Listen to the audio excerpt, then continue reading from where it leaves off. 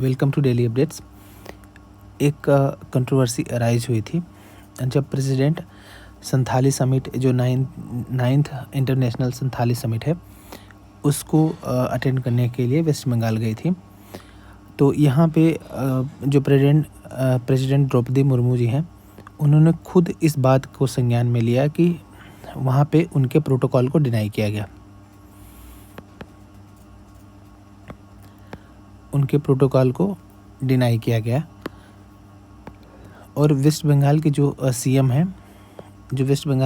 हैं वो उस मीटिंग में नहीं आई। और दूसरी जो इम्पोर्टेंट मतलब जो कंट्रोवर्सी थी कि अचानक से जो वेन्यू था अचानक से चेंज कर दिया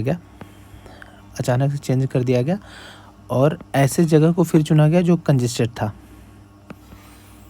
जो बहुत गैदरिंग के लिए या इस तरह के समिट के लिए बहुत उपयुक्त नहीं था। नॉर्मली प्रोटोकॉल में ये होता है कि जब भी प्रेसिडेंट किसी भी स्टेट के विजिट पर होते हैं तो वहाँ के सीएम और जो गवर्नर होते हैं साथ में होते हैं, लेकिन सीएम नहीं आया वहाँ पे।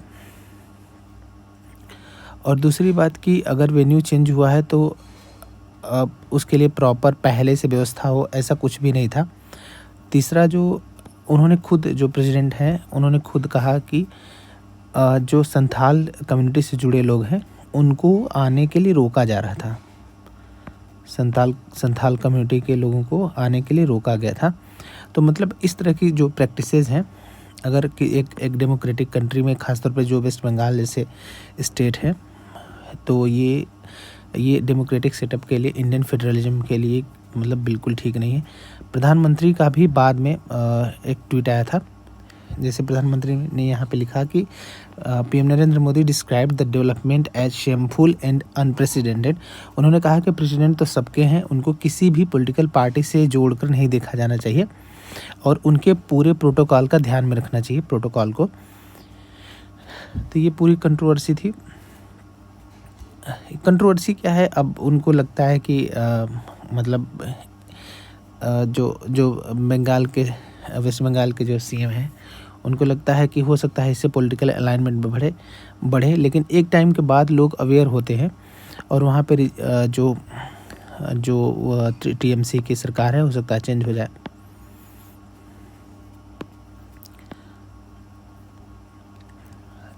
ये जो 2025-26 है, ये संथाल कम्युनिटी के लिए बहुत इम्पोर्टेंट रहा।